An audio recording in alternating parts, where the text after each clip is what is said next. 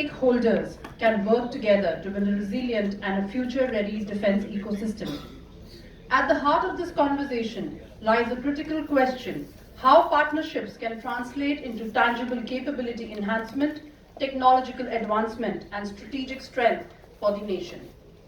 Moderating this session is Lieutenant General Rakesh Kapoor, Ati Vishishta Seva Medal, retired, whose extensive experience in military capability development and strategic system brings valuable perspective to this discussion. Joining him on the panel, Mr. Praveen P.A., Director, Aerospace and Defense,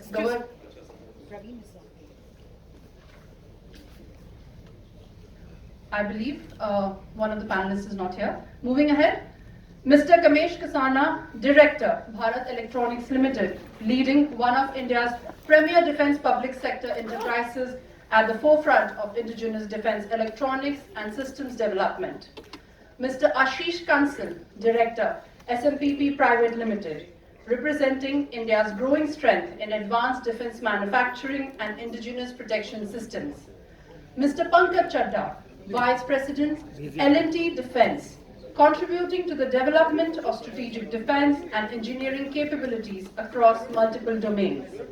I now invite the moderator and the distinguished panelists to please come on the stage.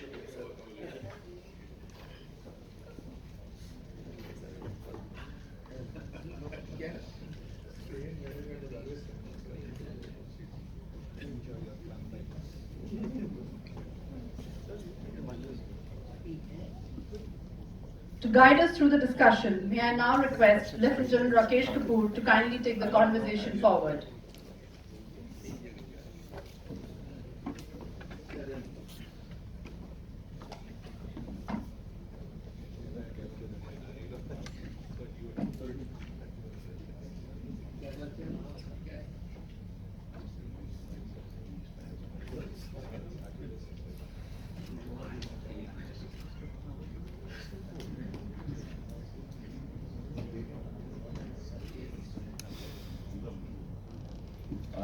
Good afternoon, ladies and gentlemen, and thank you for the team at Kalam and Kavach for inviting all of us on behalf of the panel.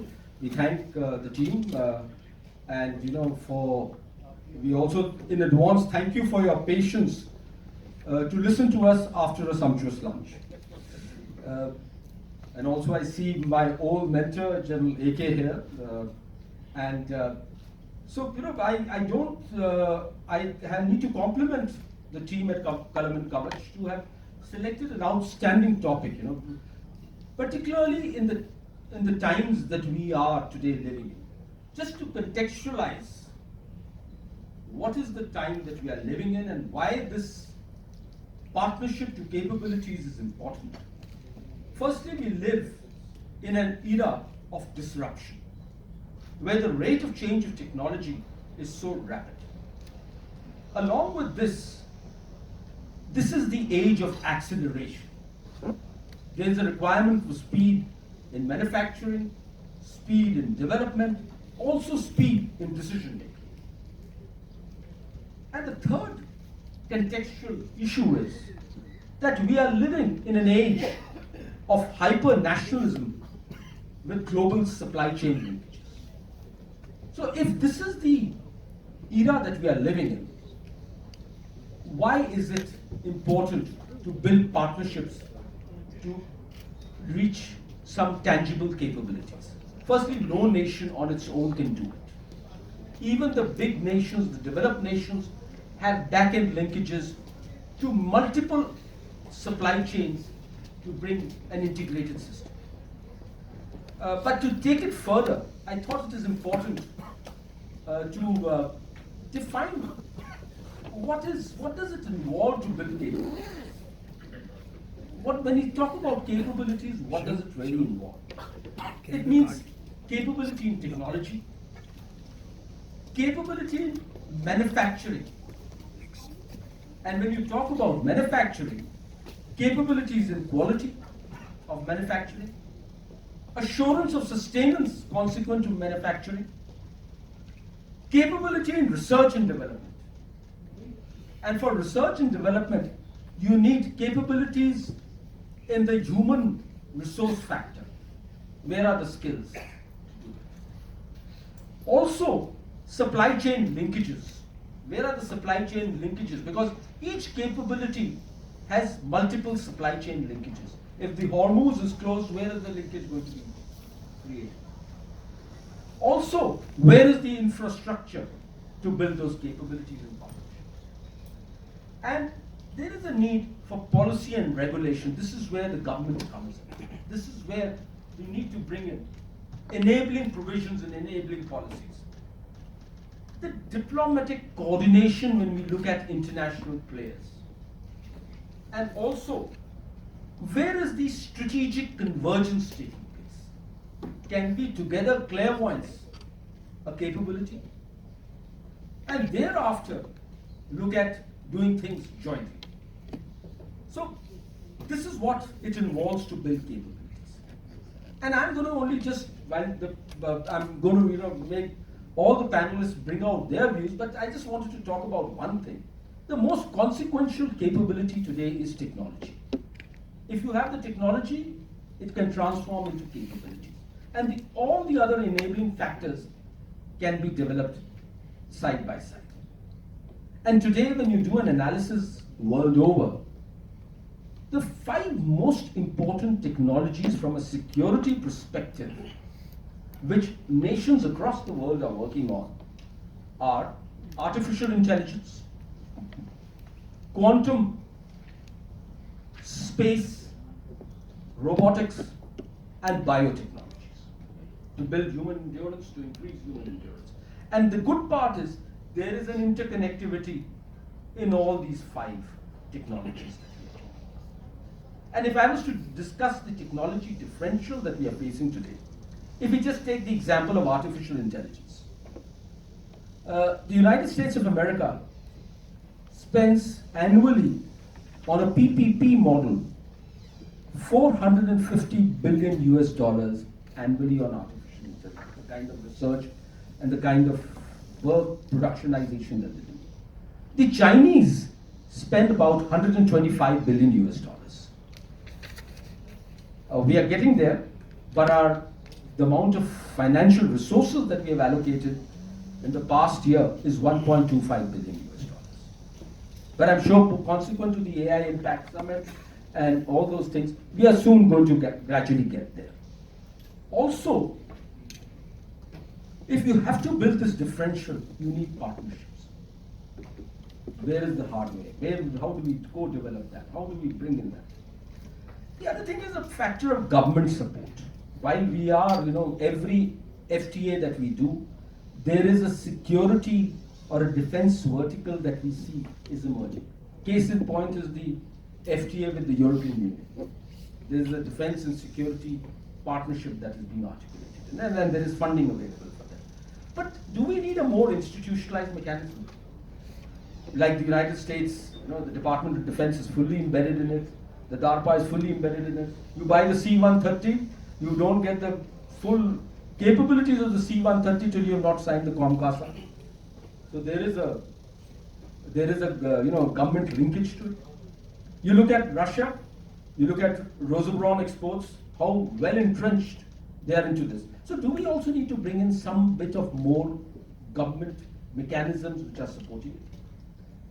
And I think the next part is, how do we embed all this together with the government, the private industry, the academia, and the military to bring these capabilities? So we've thrown up a lot of questions, and now I'm going to straight go to Commodore Anil Jay Singh. He's got a huge amount of experience in this whole thing. He's been on both sides of the fence and also held a diplomatic assignment where he was building these partnerships.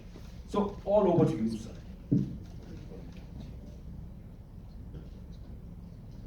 Good afternoon, and thank you very much for the introduction, General. You've really set the context for the discussion. I think highlighted some of the issues that really we all are grappling with. Firstly, thank you very much, Kalam and Kavach, Rajan and Shivam, for giving me this opportunity to be here among this galaxy of experts on every subject. It's an honor to be here. Uh, I was meant to be part of the next panel, but anyway, now I'm in this panel. So do pardon me if I sort of drift away at times from the main subject. But coming down to this, I'll just take a few minutes because I know we are short of time. So, if you were to just sort of contextualize what General Kapoor just said, let me put it down to what actually we are doing or have done over the years or should be doing. And I'm looking only at aerospace and defense, I'm not looking at the national picture, which you highlighted. You know, we are actually awaiting the DAP 2026 with great anticipation. Because we expect that this DAP will help bring about the transformation that the Prime Minister alluded to way back in 2014 when he talked of the Make in India vision. And thereafter the buzz around Atmanirbharta that began a few years ago.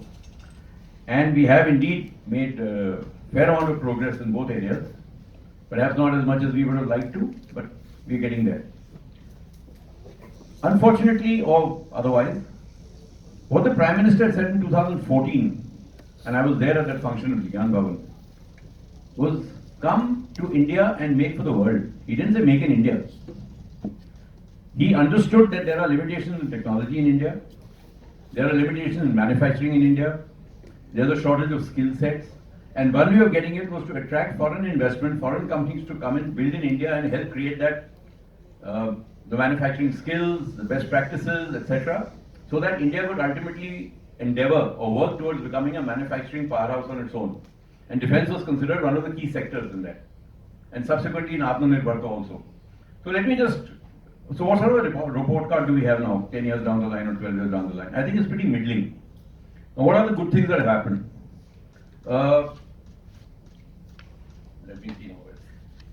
The first thing I think is that 2025 was declared the year of reforms. I think that was a very positive step. Reforms are not going to happen. Everyone's saying what happened in 2025? What has got reformed? Defense doesn't get reformed overnight. Defense takes time to reform. So long as we put the building blocks in place in 2025, we'll see the results maybe maybe in a decade from now in certain areas. The positive indigenization lists that have periodically come over the last 4 or 5 years have been a great incentive for indigenization. You know, it's really forced people to think that we have to do it, otherwise we won't be able to get this stuff. Focus on defense exports. I think that has been a key area where India has really shown remarkable progress over the last few years. I know we are not exporting big ticket defense items, but we started small, but we'll get there eventually. So long as we've understood, you know, India was when we were young officers and growing up, India was very insulated. We didn't want anything from anywhere, we didn't want to give anything to anybody because we felt our secrets will go away and all kinds of things will happen. I'm glad we got out of that cocoon and now we actually are engaging with the world in a very, very major way. I understand exports go to about 100 countries, which is remarkable. Defense industrial corridors, incentivizing industry, providing them the wherewithal, etc. I think that's a very positive development that's taken place. A liberal FDI policy.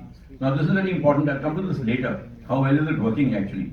But a liberal FDI policy is very important. If we are looking for foreign technologies to come to India, we have to provide an incentive for foreign companies to come to India. So, has it worked or not worked? That's something we can debate. And for young Indian entrepreneurs, startups, MSMEs, all the incentivization policies that are there, IDEX, etc., have been a great support. In 2010, we drafted a document called the TPCR, the Technology Perspective and Capability Roadmap. The genesis of this was that industry's complaint was that you have a LTIPP, a long-term integrated perspective plan for 15 years, which is classified.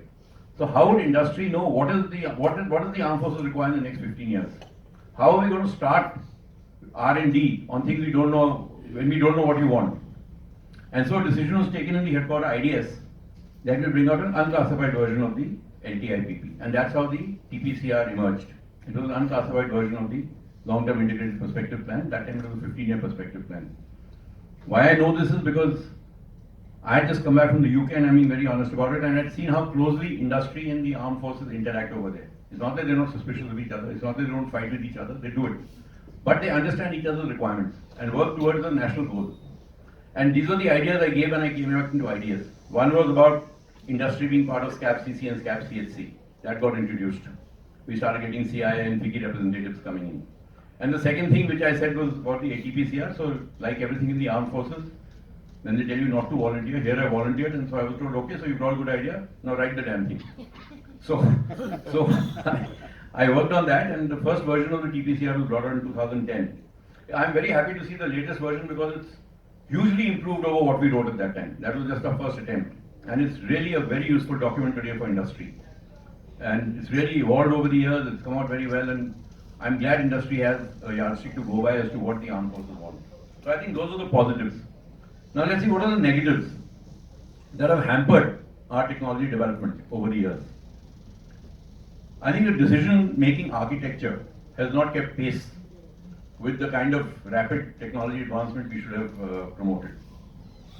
We are still, certain decisions are taken with the fear of the midnight knock coming one fine day. And that is not the way to sort of go about this. On transfer of technology, on transfer of technology we focused on know-how. We haven't focused enough on know-why. Now there are reasons for that. Who's willing to give you know-why? You can get know-why in two ways. Either you are willing to pay for it and somebody is willing to give it to you, or you steal it like the Chinese do. We don't steal. So we have to go about it, or we develop it ourselves. Now developing that kind of know-why of those kind of technologies involves huge cost. I'm not sure we have the capacity to spend that kind of money.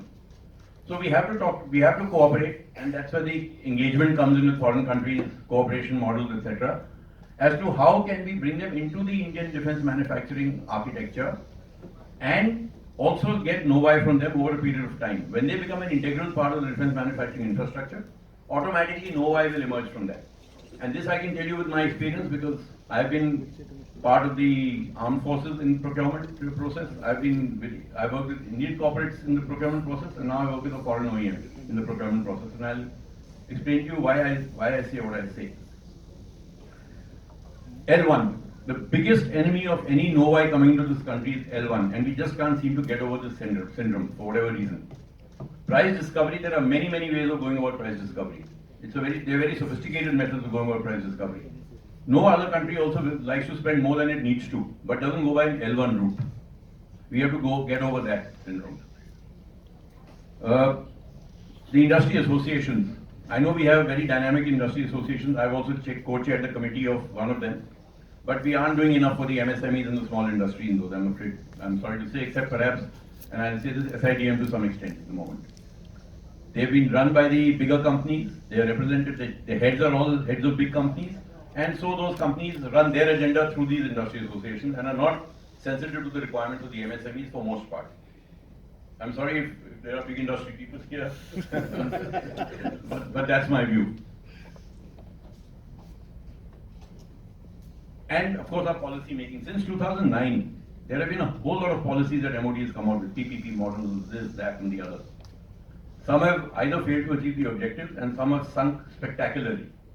So the people making the policy don't seem to have the will to implement it thereafter, in the letter and spirit of the policy. Till that doesn't happen, we can keep writing policies, we can make DAPs, we can make DPPs, but if the people have to finally take the decisions based on those, and there I have a criticism of the DAP also. The DPP or DAP has become a victim of its own procedure. It was meant to be a set of guidelines. It's almost carved in stone today. And when you're talking long-term cooperation with a large foreign OEM, over 10 years or 12 years or 15 years, you can't be so rigid. There has to be a certain flexibility built into the system. Because otherwise you reach an impasse. Our establishment says, this is it, it's in the DPP, I cannot change a comma. That guy says, I don't agree with this. And that's it. Chapter closes there. So I think these are all the areas, I won't go on and on. But these are the areas where we should be careful how we go about it. We need to have a sea change in how we go about getting technology, developing the capacities, capacity is one aspect, capability is one aspect, capacity is an equally important aspect. You can have capability, but you have the capacity. Can you scale up? We've heard fabulous, we heard the previous panel talking about satellites, talking about anti-drone systems, etc., etc. They've got the wherewithal, they've got the brilliance, they've got everything, but now the next step is they have to scale up.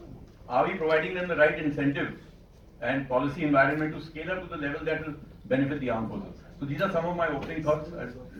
Subsequently, perhaps we can take it forward. So thank you. Thank you very much, sir. As always, very, very appropriate. But before I go to Mr. Kamesh Kasana, I want to ask you two quick questions, sir. You've been a defense attaché at the United Kingdom, sir, and now you're on the other side of the fence. What are your expectations today from that defense attaché to build these partnerships? When we were defense attachés, if as a defense attaché we interacted with industry, it was a bad word. We were told stay away from industry, that's not your job. But I'm glad over the years that role has evolved a great deal. Today, defense attachés are a very integral part of the industrial interaction between two countries. And not only PSU interaction, private industry interaction. And I think that's the best thing that could have happened, because nobody understands equipment better than the person who has to use it. And even the companies look forward to interacting with the defense attachés because they feel they can relate to the person, they can explain what they want to explain, and the right inputs will come back to the country. So I think that is one of the most positive things that's happened as far as the defense attaché's role is concerned abroad today. And I believe, I don't know, but I believe they frequently are called back to India, they interact with industry, they're briefed by industry before they go abroad. Yeah. So that's, I think, been a very positive step. And I think from the industry perspective, foreign industry perspective, I used to get a lot of them used to come and brief me when I was there, and I used to send a little report to naval headquarters. But that's all I could do. I couldn't go beyond that and either canvass the case or say that, this is a fantastic equipment, why don't we have a look at it? Because the first reaction was, why are you so interested in that company? Why do you want to know, why are you trying to project this company or promote this company? So those are the kind of things we've got to look at. I'll give you a small example. Yeah. When I went there, I'm a submariner. We were looking for a deep submerged rescue vessel project. That had fallen through. The first briefing I got when I went to the UK from the UK MOD was, you're a submariner, we've got a fantastic DSRV capability. Would you be interested in that? I said, yeah, India is interested. So why didn't you bid? They said, no, we missed out and all. Anyway, to cut a long story short, that program fell through and a new RFP came out. The then Vice Chief of Naval Staff came to England, so I said, sir, I'd like you to get a briefing from the Royal Navy on how they run their submarine rescue capability.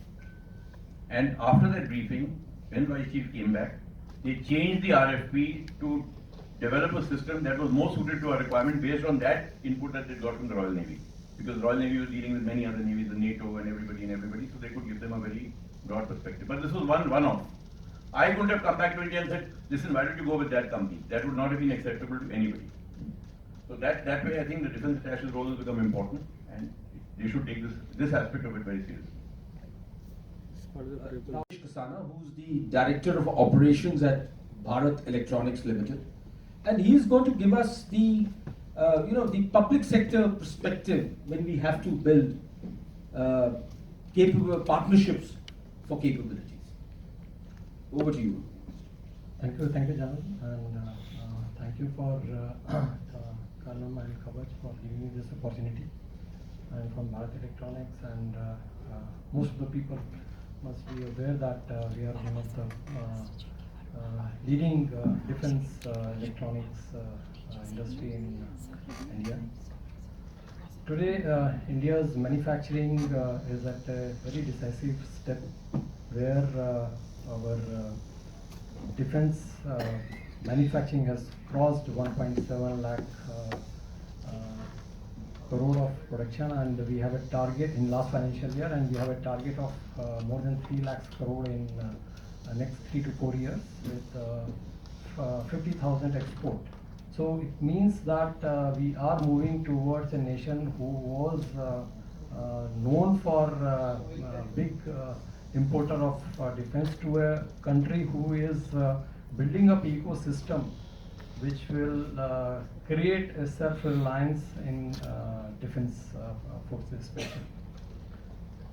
So coming to the partnership, there are many aspects to look into it. I'll come to what Bell is doing, I'll talk about that later. But one thing what I always feel and strongly pursue, that FDI is something which can really bring in the latest technologies and latest state-of-the-art equipment, and that to manufacture in India. So the new policy which says 75% of FDI will definitely give a controlling power to foreign OEM, and when we say that no FDI, we are again compelling them to make 75% indigenization. So that indigenization cannot be possible just by assembling the items.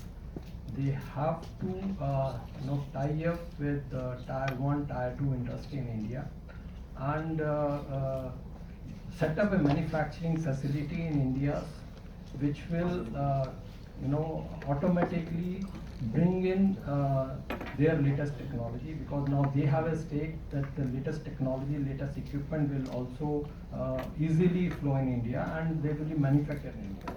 So that is one very positive thing that can happen with the FDI.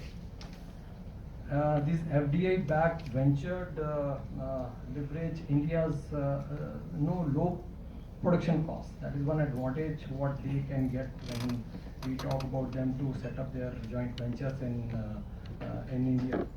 And there are many policies of India, of Government of India, to give them advantage in terms of businesses. Like we have 2 corridors, one is in UP and in one in Tamil Nadu. Even Bharat Electronics, taking a lead, we are opening a new unit in Chitrakoot.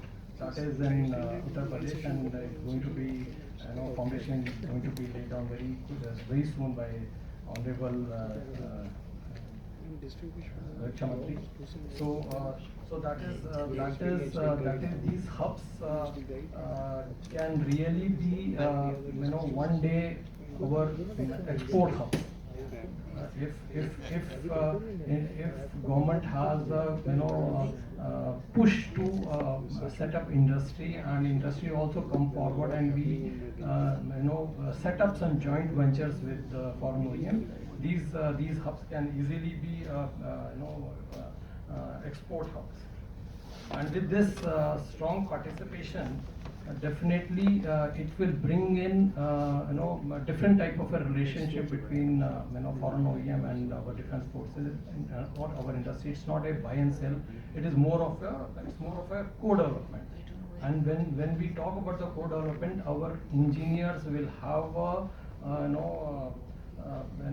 better probability, or they allow Indian engineers to work with their global experts, and definitely that will build up the capabilities and skill set in our engineers to build up the system further. So that is another. When we talk about these FDIs, FDI and this type of ventures, when they will get more popularity and more in depth in our industry, these ventures can have their MROs here, and those MROs can be part of they will be like a source of delivering spares and services to the products during their life cycle. So that is the one way of getting the technology quickly to India and build up the capability build up the capability by our industry that will take us immediately to that will take us to the global star. Now I'll quickly come back to Bill. So Bill and actually we are more closely working with our MSMEs and our startups. We have so many other way of engagement with our startups and with our MSMEs. At present itself, we are around more than 21 IDEX schemes we are contracting. More than 3,500 MSMEs and startups are engaged with us, and we are building up the our partnership to building up their capabilities in terms of training them, in terms of giving insight into how the defense equipments should be built up and should be qualified. And we are extending our our test facilities, more than 183 world-class test facility we are giving them free of cost, so that their capital investment goes, the requirement of capital investment goes down, and the cost of cost of innovation also go down. and more startups and industry can participate. So for that we are supporting all our industries, MSMEs in a big way, so that we can get a ecosystem where we can do in-house or indigenous development more and more. Thank you, sir. Thank you, Mr. Kasana. You brought on some very valuable points. But I just want to ask you one quick question before we go to Mr. Ashish Kansal. And this is something I've heard the private industry say this very often. And since you represent one of the biggest public sector undertakings, for a public sector undertaking, is it simpler to build back-end partnerships with international players?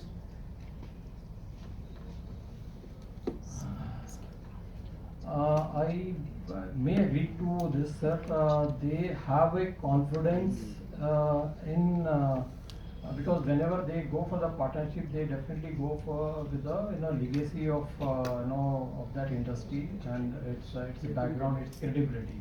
That is something there. But at the same time, I feel that having a joint venture with big setup, foreign OEMs are slightly reluctant. They are more comfortable with industry which may not become their competitor one day. So they have some level of apprehension. I won't say fear. That level of apprehension that we take on and we do more than what they are doing. So I'll say they are not that much comfortable, though we are want to go along with that, but they are slightly uncomfortable or slightly apprehension. They have apprehension to go with the public sector for having a joint venture and partnership. Thank you very much. Who's from SMPP, and he's going to bring in a very important perspective which both the previous speakers have spoken about, is how do we integrate the MSMEs into the complete defense ecosystem and supply chains.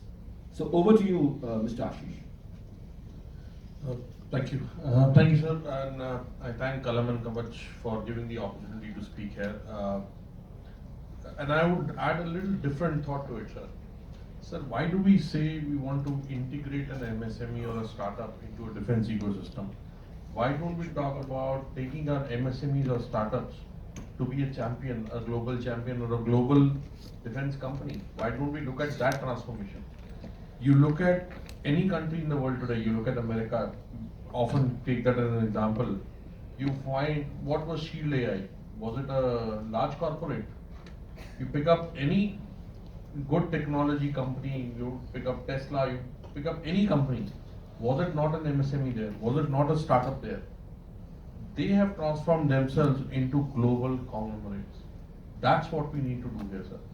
In India, we need to start looking at and trusting our companies, trusting our startups and MSMEs, and rather, let's stop calling them MSMEs or startups. Let's start calling them technology leaders.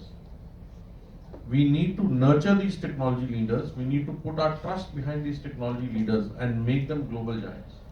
That's when we will start leading and stop following. Today, I sort of kind of disagree with Kamlesh's comments on getting FDI here. We have enough money in India, sir. We don't need their money. We need to put in our money and create our organizations. Who develops these technologies outside India and US or anywhere? It's our IITians who are creating those technologies there. Why don't we think about this, that why are those technologies not getting created here? Why are we not having these, Sundar Pichai going to US and creating that ecosystem there? Why not in India? What is it that we are missing? Unless we start looking at that, sir, and I'm glad that today, I see a lot of defense force personnel who have started thinking on these lines, who have started trusting the industry, that look, I'll give you a certain amount of insight into what the defense forces need. Go ahead, develop something. Capital has become relatively easy for at least the startups, and with the Aditi scheme, with IDEX scheme, and you're seeing the result of it. Now you need to magnify these. You've tested Aditi, you've tested IDEX. Start magnifying these schemes. Start rather than 25 crores, give them 2500 crores. You will you will save a lot of your valuable foreign exchange. Second, we also need to do is in the name of encouraging competition, we drop our specifications. Now, sir, you rightly said about L1. Why not L1, sir? Keep your specs of a Mercedes. Get the Mercedes at the lowest value. If you have asked for a Mercedes and if there is a company which can manufacture it at the lowest price and be L1, what's wrong with it? The problem is that the moment we start buying, we don't ask for a Mercedes. We ask for we slow down our specs and then we start cursing L1 for it. If there is a company which is smart enough to produce it at half the cost and give you the same quality which you asked for, no company gets an order unless they meet your GSQRs, unless they meet the technical specifications, unless they pass everything. So why are we cursing L1? Instead, why don't we look at companies who become resultant single vendors, who give you a product where you don't get any bid at all, not even resultant single, but single vendors, who have produced a technology which is not available in India with any other company. To them we tell, all right, sorry, you are single, we can't buy anything from you. Let me drop the specs little down so that I can have more participation. Where will you are discouraging these leaders. This is what you need to encourage. We should change our focus from L1 to leadership roles. Companies which are leading, give them that orders at those prices. You can always audit their account books. Why are we scared of that?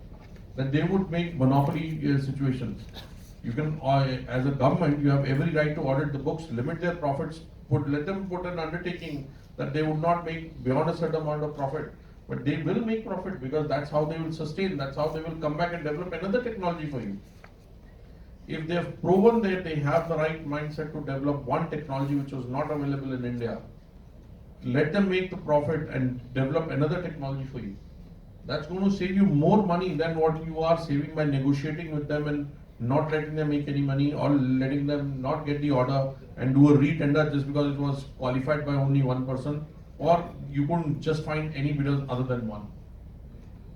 If the forces will ask for the best product, and if you have a company which makes it in India, give it to him. That's when we'll have leaders, sir. These MSMEs, these startups, these are our jewels. We need to put them in the right track. We will not have to look for FDIs, we will not have to look at foreign faces to get us something which we need. And believe me, sir, no foreign company will give you any tech. They will not part away with their critical technologies, come what may. They know Indians are smart enough, they'll hand over their tech to them, they will make something which is better, which they have even not thought of, and they will go far ahead than them.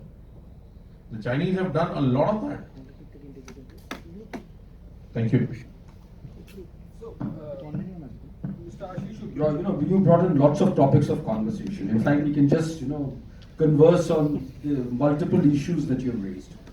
But, two things you talked about is how the armed forces is coming forth, and I can just tell you, technology and armed forces always had a symbiotic relationship.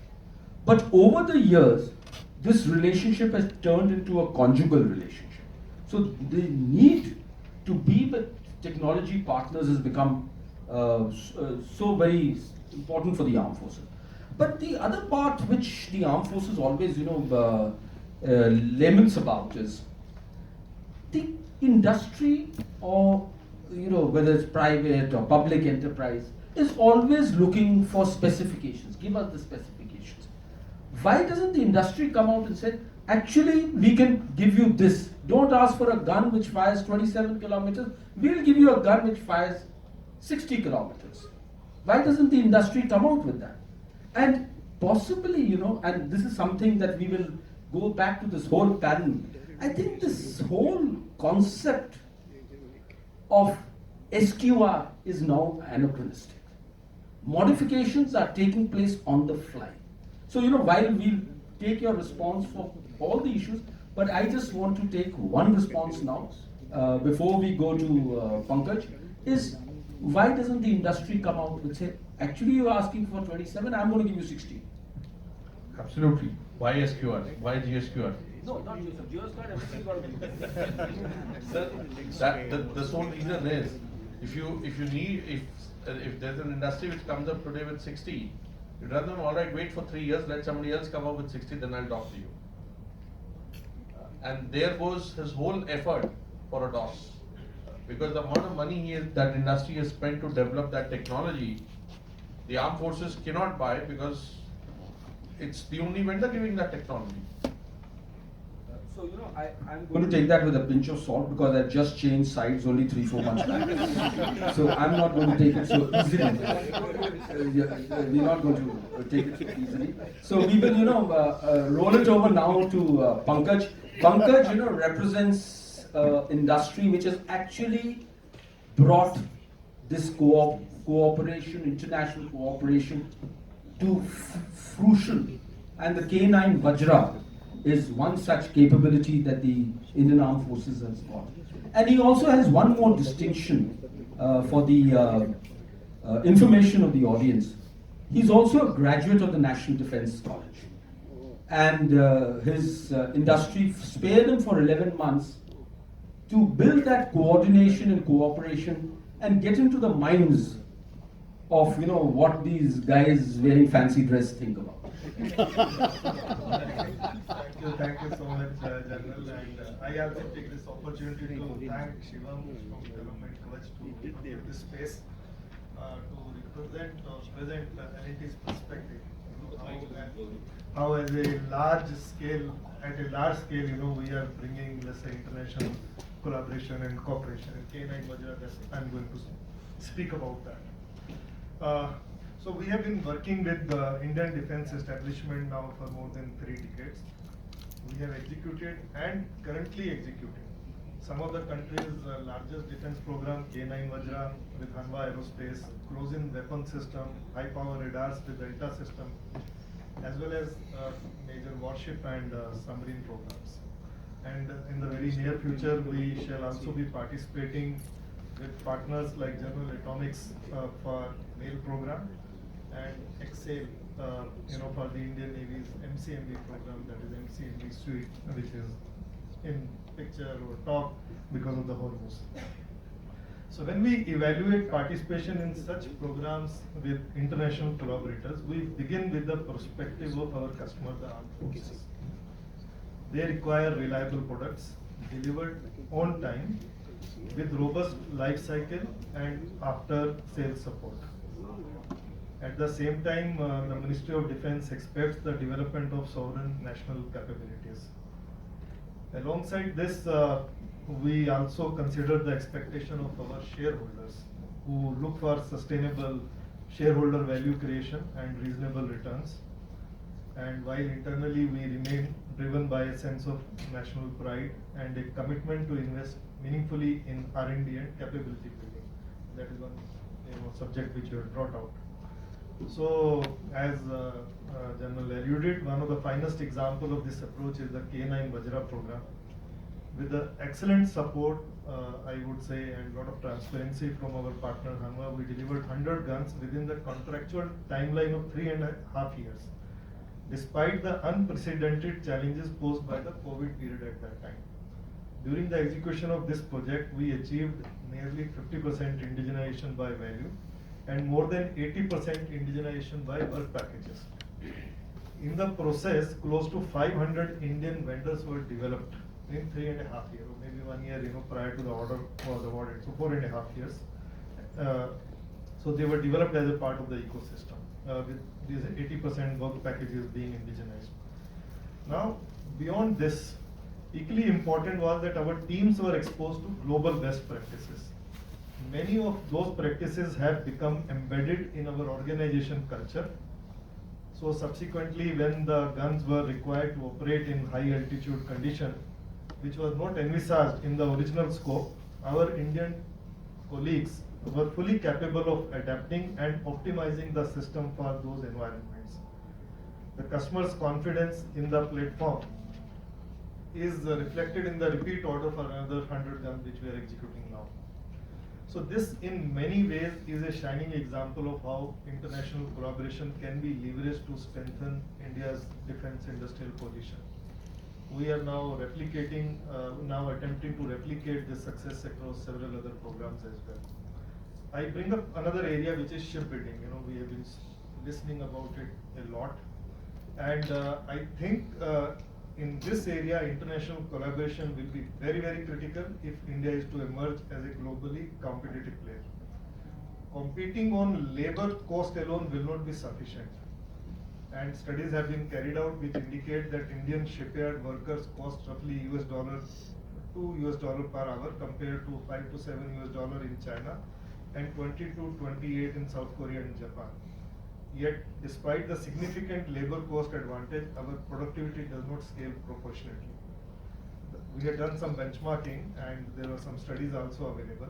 So if our shipbuilding productivity is indexed at 100, China operates at around 180 to 220, Japan at 250 to 300, and South Korea at 300 to 350. And if you want to become competitive, you know, doing exports, I think we can't get away from this reality. So in practical terms, this means a Korean shipyard can produce nearly 3 times the compensated tonnage per worker compared to an Indian yard while paying almost 7 times the wages. This is where I think international collaboration becomes important, not merely as a route for technology import, but as an accelerator for productivity, processes, quality system, industrial capability, all these points you had brought out in your context setting. So to summarize, L&T's approach towards large-scale platform production has been centered on delivering global quality at local cost for our armed forces. And to achieve this, we continue to build a strong learning organization. See, we talk about TOT, but you know, on the Indian side, there should be a capability to absorb TOT. Otherwise, it will all go waste, and that is very critical, often ignored subject. And hence, that is one very, very strong focus at L&T which we put into this. So we want to develop this deep technology capability. This enables us to absorb, not only absorb advanced technologies, but also to contextualize and adapt them to India's operational requirements. And now it has happened, for example, in ANWA program, that some of the things which we developed, Koreans have taken it back to Korea. So with that, I close my initial remarks. Thank you. Thank you so much. Pankaj, there is one thing I wanted to ask you. In fact, there are two of them. One is, in a very nutshell, in 2 to 3 points, tell us how advantageous it was to go to the NDC. And you know, how did it help you becoming, you know, when you look at the corporate side and when you have to build national capabilities, how did it help you? And the other thing, you know, when you talked about this whole thing about shipbuilding and shipbuilding, people like Commodore AJ have always been forcing and compelling me to see the map of India from an inverse manner. That's right. And yet, our shipbuilding capacities are less than 2% of the world's shipbuilding capacities. And if you were to give one odd policy recommendation to the government, what would that recommendation be? Okay, thank you. So as far as NDC is concerned, I think, you know, one of the, I would say, the perspective which has got shifted, you know, when we call comprehensive national park, the concept of CNP, I think that was not there at least in our head. And when now we go back, we look at the industry. Sorry, when we look at what we need to do as a part of the industry, we bring that subject amongst our team. I just give one example. You know, one of the most important thing for us to improve the female labor force participation, if we have to improve the productivity or production at the country's level. So we have now decided to induct female workforce in our, you know, shipyard in a major fashion. I'm just giving one simple example. The second important thing is the networking. So that means we understand now, if you ask something to us, from where do you come, and what proactively we need to work so as to be ready when your needs come. So I think that networking has been helping in a major fashion. And those insights I'm taking back to the organization amongst all the team members, and we are also trying to push more people if they can go to NDC. So that would be, I would say, 1 or 2 quick learnings from NDC. As far as shipbuilding is concerned, you know, a lot of policy facilitation has happened from the government. I think government has gone full board. Now the most important thing is, when we look at the productivity of South Korean and Chinese or Japanese, what do is they take one class of the ship and they produce numbers of them. Okay, and that's how the learning cycle kicks in. Now, what we are doing is that if the let's say the RFP comes, it will come for 4 ships, it will come for 2 ships, and it will be again in L1. So that means we don't know whether the next line of ships will come to us. So we are not able to match the productivity standard even despite all this facilitation. So that's where the challenge still lies. I'm going to come back to Ashish. Ashish, you talked about this whole human resource going back to the states or to other countries where this is. So what is it that we really need to do in our nation to keep this human resource back so that they work for our technology leaders back here in India? I think we just need to get over this concept that small companies cannot become big. That the companies will not be able, if there is a capability which exists, if there's a, and I'll again quote it's easier to quote an example, but if there's a US company which can, develop a product and then the government helps them set up a huge factory to produce this product on a large scale, and this was armored trucks. That is a simple company with no knowledge in armored trucks, started with it, developed it, and the US Army gave its complete order to them because they produced a beautiful product. Rather than asking them how much is your production capacity, what would you be able to do, what is your past experience. This is what we need to do. You have a startup which has built a beautiful product, pick it up, handle it, take it to the level it needs to go to, and you will have your talent retained here because they know that this is what can happen. Do you also subscribe by the view that some big companies like the person sitting on your left also need to incubate startups and support it? See, now that becomes a very difficult question for them, that whether they look at their shareholders or they look at the startup shareholders. Whose shareholder would they be bothered about? So obviously they have to take care of their own shareholders rather than nursing the startup. So it's the government's job which the government has to do because it's a national asset that you're going to create. Why I asked this question, and I'm going to go to Bell after this and to Kamesh. Finally, some big agencies also have to contribute towards technology and not only towards profits. While your order books are full, you're deriving a lot of profits. What is your contribution towards technologies and building these capabilities? And with the the policy support you have for collaboration at the back end.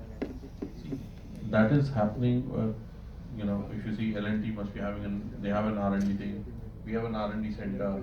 So our technologies are being developed at our company's end. But the agility which a startup enjoys to think out of the box, to go challenge an idea, that as the organizational structure grows, that slowly starts to go back because you have many other things to work on. Actually, I didn't want to put you on that spot. I wanted to, Kamesh to answer that because his order books are full. Definitely, we are doing a lot of things in this aspect because we know that, Mr. Ashish said that they have the agility, they have quick decision making, and they have touch with they are very agile. So in that situation, now we have come out with the concept of make one, make two, where they have to put their money and their effort to come out with the technology. Now what we are doing is we are funding them in such a way that even if they fail to build up the technology, there will not be any financial loss to them. We are making our purchase procedure in such a way that they will get the payment based on the effort they will put in the technology building, and ensuring that even if they fail, they will not be penalized. They will be funded with the money and effort they have put in, so that more and more people will come forward if they are, and we are ensuring the order after that, and ensuring that they will get the order of same product for a in a long-term agreement type of a concept. So with this philosophy, now we are finding more and more MSMEs, and they are ready to work with us in technology area rather than just building up the equipment what we have designed. So that way we are building up R&D around us also. I think that will help us to having more and more technology-driven startups and MSMEs. So I'm going to come to now Kumuro AJ sir. Sir, you know, there is a myth in India that nobody understands diplomacy more than the Navy, sir. So, you have this, this building collaborations and building this understanding of, trust. All these collaborations also have strategic overtones. And is there an opportunity for India today, with the kind of capabilities that we have, with the kind of gentlemen that we have, the kind of company, that we could have somewhere an ecosystem in the global south, where we bring in these capabilities and have these strategic dimensions there. And also, as the way the geopolitics is unfolding, sir, there is also a huge opportunity emerging in the GCCs for all our defense partnerships to take place. So we'll solicit your views on this, and after that we'll go to the audience. I think time is running out, so I'll keep it short. About 5 centuries ago, Oliver Cromwell said, "A man of war is my best ambassador." So that sort of settles the diplomacy bit. Coming to your question, I think India has tremendous potential to be the leader of global south, particularly when it comes to developing defense capability. If you see Sagar or Mahasagar, they are about holistic growth, security and growth for all in the region, in which the element of security plays a very important role. And I think India has the wherewithal. We already are, as I said, exporting to 100 countries. Most of them are from the global south. So we are already well entrenched in that particular area where earlier these countries had to go elsewhere for their defense exports. Now we have taken to the next level. How do we build up an industrial culture in some of these countries to be able to support our infrastructure and also become self-sufficient in many ways? We are already building ships for Navy. Now, again, coming back to shipbuilding. Had we not made a few mistakes, shipbuilding has been one of the success stories in India, warship building particularly.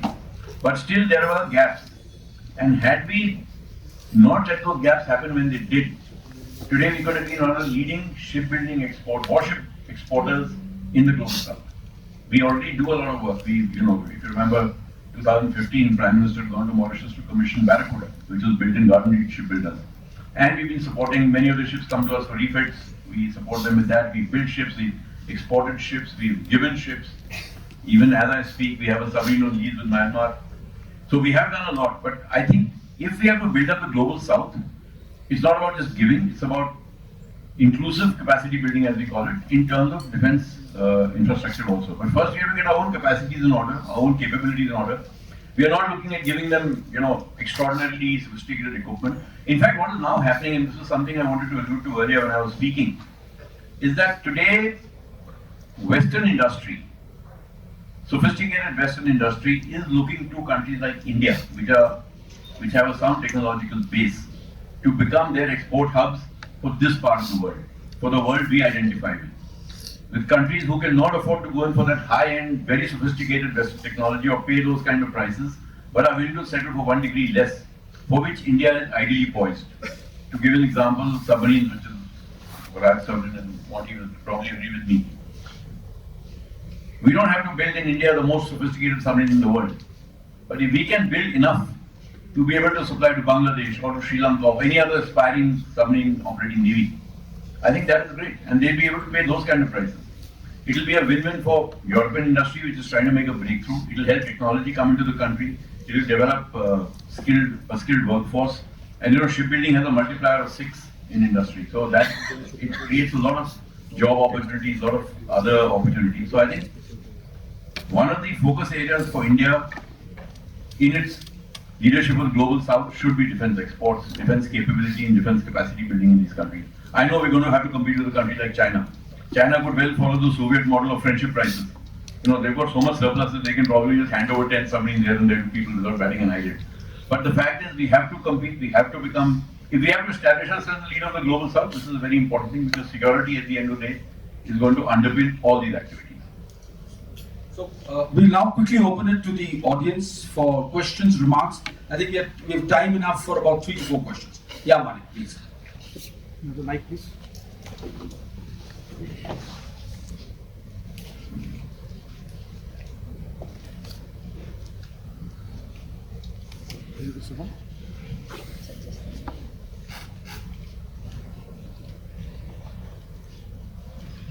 Thank you, sir, for the opportunity, sir. My question is regarding funding of the deep tech startups in India. We discussed, you and Ashish were having a good. Thank you. So my question is regarding the funding of deep tech startups in Bharat. So you and Ashish were having a good conversation. So we have seen IDEX, we have seen Make, and the MOD are running about 70-80 projects myself. So we did a study with the industry. So I think, don't you think that there is a need to review this funding? For example, we proposed, and it's there on LinkedIn. I think I sent it to you and to Jan Chopra also the other day to have a look at it. Why can't we have a TRL-based kind of funding mechanism? See, once you talk of matching contributions, by the private sector, these guys, I did a lot of investors also, so they want to have a quick buck and just get on with this. Because in fact, I've also got them telling that this is what we look in deep tech company, and so if they go in for investors, then their equity gets diluted, the stakes, and then the control shifts to the investors. So do you think that there's a time now in India? I know DARPA is a fashionable word, but if we should have a deep tech mechanism funding based on TRL levels with no matching contribution. Okay, understood. We'll take another 2-3 questions, please. Hi, good afternoon. Listen to from the morning session and the afternoon session here also, and specifically pointing out to Mr. Kalam and BEL also in L&D. What we lack here is a mindset change. Okay, we classify everything as SME or MSN. There's no such thing like that overseas. And if you want to talk about all the development that is being done, please remember, Apple was started out by two individuals. Google was started out by 2 individuals. And sir, to you at BEL, do you think BEL should be broken up? Think of it as a serious possibility. We'll make him answer that little. Any other question or remarks, please? Hi, good afternoon, gentlemen. I'm a defense consultant, and I just want to talk about what Mr. Consul spoke about, that often enough the issue is of retaining talent within the country. Talent, I feel, sir, is still widely available in our country. There's very bright minds. The problem is the ecosystem provided for the younglings, because private VCs, for example, are afraid of funding defense startups solely because long tenures for development, testing, and approvals. So the sure shot availability of orders coming in is a little bit of a grey area for them. So they, like Sir rightly mentioned, they want to make a quick buck and get out. So the private side won't fund for that. But if you take a quick example of Anduril, as one was saying, or DARPA projects, so it's a very hit and miss thing. In development, you will fund 10 projects, but only 1 or 2 will actually come to the point that they're useful for you. So what are your opinions on this, that should we have that ability, does India have that risk-taking ability, that we can fund development in projects so that we can have advanced features and not be following up with the other nations? So we'll take one last question because we totally run out of time. So Ashish, I request you to answer that part, and you don't have to answer whether bell has to be broken down or not. Pankaj, we'll ask you to be young. Last question. So we'll come to you. Okay, so I absolutely agree with you, Manisha. TRL level based funding. If the government can give the funds to MI, or if government can give the funds to other institutions, it's high time that we start with the TRL level funding. You start funding new technology holders, give them TRL based funding. As they are more developing, they are developing national assets. So the taxpayers' money should go there, develop these technologies, and then make them as the national wealth earners. So if I may request, you are the boss in FICCI, so at least FICCI send it to MOD and we'll push it from other angles. We'll do this one-on-one. Done many times, sir. It's high time that the ears open up at the highest levels. to what is needed? You want to answer? The well is already, sir, well is already in 30 parts. Don't worry about that. we have 30 strategic business units. Every unit is a profit center. They have their own domain, they have their own product line. We are already in 30 parts. Don't worry. Pankaj will ask you. Yeah. So I'll just give you an example from L&T, and maybe as I know, same model is getting replicated in now I would say several large organizations. So in L&T we have something called as the L&T Innovation Fund, right? And the whole idea is that we are looking at various startups. We understand that each startup will not succeed, right? So we are looking at investing, and we have continuous now discussions on the various ecosystem. Only thing which we look for is that if we invest in any of the startup, how would it fit into our final product which we will be giving to our customers. So it's not that we will invest in any of the thing, but something which makes strategic sense for us. And I know now like Tata's, Mahindra's, Bharat Forge, so they are all making such kind of investments. So maybe that. Finally, thank you very much for all your questions, your remarks. But before we just wind up this panel, I'll just ask all the panelists for their last parting shot, which should not exceed more than 3 words. I would say be optimistic. Glass is half full. We will together fill the rest of the portion. Ashish. Value the Indian talent. Kamlesh. India is the best country in the whole world. I'd agree with that statement made earlier. Change your mindsets. Very important. Thank you very much. It's been wonderful engaging with you, and on behalf of the audience, a big round of applause for Kalam.